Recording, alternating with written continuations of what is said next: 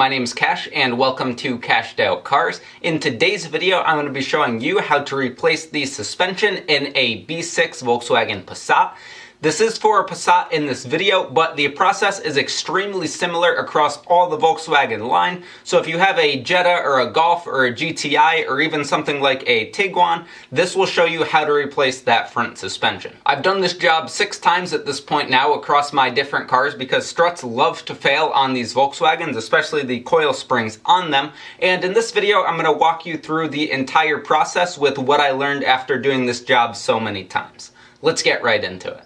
So before we go in depth on everything on how to do this job, I want to go over everything quickly just so you have a summary and know what we're going to do in this video. These struts are held on by 3 nuts up top, so that's something that we're going to have to remove. There's this one bolt over here that holds on the sway bar end link. There's one bolt down there that holds on the strut. It basically pinches that strut in that knuckle right there, which is what holds it in place. There is also a tab in there to prevent this thing from lifting up. And then to basically get the flex that we need, you often need to remove this axle bolt right there. And we also need to often disconnect the ball joint, which is held on by those 3 nuts right there. There are a couple different ways that people like to do this job. Some people will recommend that you undo the top of the strut first, but I would actually not recommend doing that until you get it slid off of this knuckle here. The reason for that is once you unbolt that bottom and the whole strut assembly drops down, you're going to be hitting the strut up to pop it out of place, and it's a lot harder to get good force swinging a hammer upwards than swinging down at the knuckle to pop it off of the strut. So to start out, we're going to just crack those top ones loose and then go ahead and do everything down below before we take those top nuts all the way off. Let's get right into that. One thing that I would highly recommend doing is coming out the day before you want to do this job and spraying everything down with penetrant oil. Also, if there's any rust on any of your fasteners, I would recommend taking a wire brush or a Dremel with a brush tool on it and just getting off as much of that rust as you can.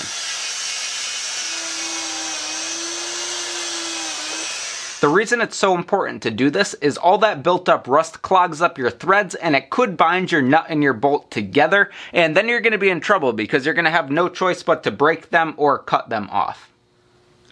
So this fastener is actually sort of a weird one. You have your nut on there, and then on this side, on the end, there's a spot to put a hex wrench to hold it while you loosen up that nut. Now, there are a couple different ways that you could do this. The first is to just try an impact on that and see if the nut will come all the way off. Often it won't work, but that's what I'm going to try first just to show you. So that right there is what commonly happens. You loosen the thing up, but the whole entire thing spins. Now the right way to do it is to get your Allen wrench in there and then back off that nut.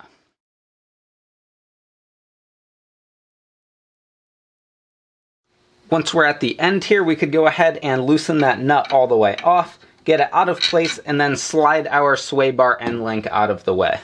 With that out of the way, we have that nut on the end of the bolt that actually holds the axle in place there. On the other side here, we have that triple square, which is not a super common size, but I do have a big triple square set linked in the description, so you could pick that up if you need it for this job.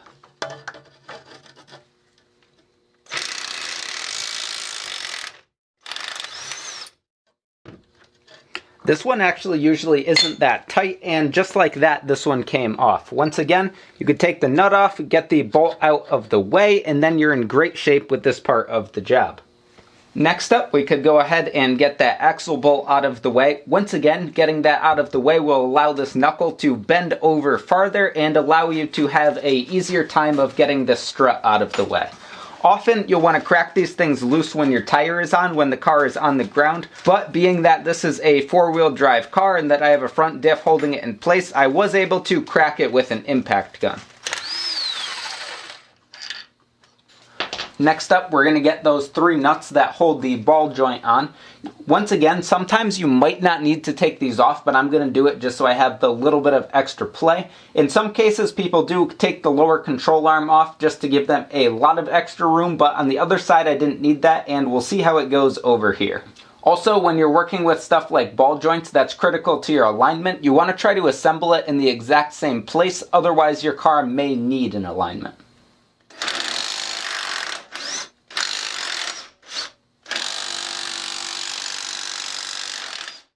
Alright, now we're to the point where we want to loosen up those top nuts that hold that strut on. To get to those, there are often clips that run right here. They just pull off like that. This one's missing on this side. And this car had been worked on before, and this was cracked before I started working on it. But you want to be careful when you're flexing this thing so it doesn't crack. To get to those bolts, you just need to lift up like this, and you'll have 3 bolts right there. There's one here, there's one over on this side there, and there's one behind that you can't see on camera right now. But you want to go ahead and loosen those up.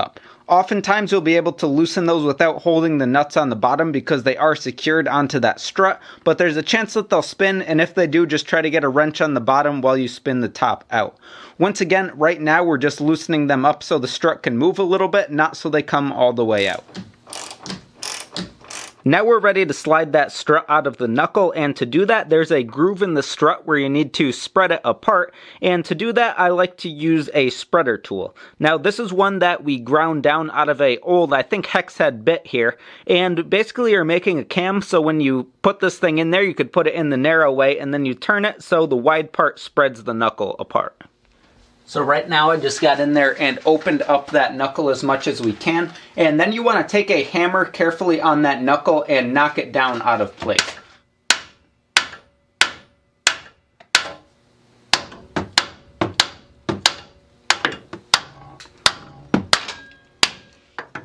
So now this thing's out of the way here. What I was doing was hitting the knuckle down, allowing it to move a little bit, and then repositioning my jack so it didn't drop a whole ton all at once. Right at the end it did drop just a little bit more than I would have liked, but it's out of the way now, and we could go ahead and remove those nuts from the top and get this strut out of the way.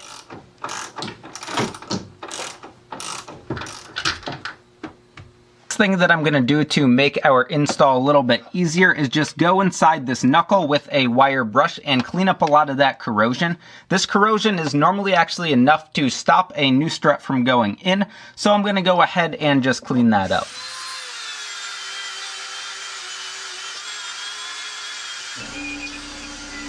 Next thing that we're going to do here, now that that is all cleaned out, is get our new strut in place. I like to bolt the strut into the top first, and the reason I like to do that is once it's in place up there, we could use the jack to lift the knuckle up over the strut, and it's a lot easier than trying to press the strut down into the knuckle without the help of a jack. Now that we got that strut all lightly bolted in up top, we need to align the bottom. To do that, we need to move this knuckle around until we get it lined up with the strut, and then we're just going to use the jack to press it up into place. While you're doing this, it's important that you line up the tab with the slot on the back of the knuckle, and you want to try to get the angle of the knuckle pretty similar to how the strut is sitting.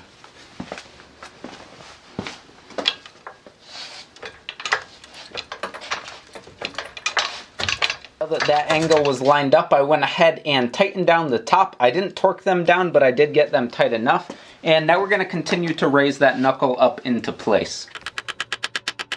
So once you get your strut all pressed back into your knuckle, you're in good shape to go ahead and put everything back together. Just go ahead and put your bolts where you took them out.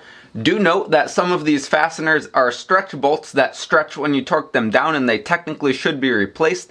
Those include the axle and the one that holds the knuckle onto your strut. I'm going to go ahead and put everything back together right now. I don't have torque specs linked in this video because it varies a bit from model to model, but I went ahead and linked an article that ECS Tuning did down below, so I would go check that out, and it has all the torque specs that you need to complete this job.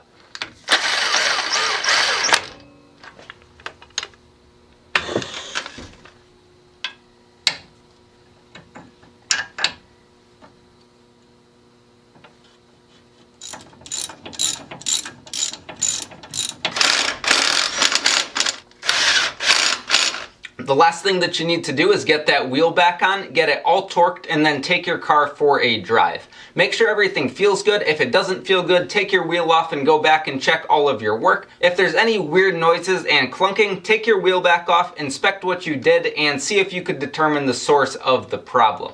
It's important to note that new springs will take a little bit to settle, so right now I have a bigger wheel gap than I did before, but that will settle down after I drive the car and will be in good shape.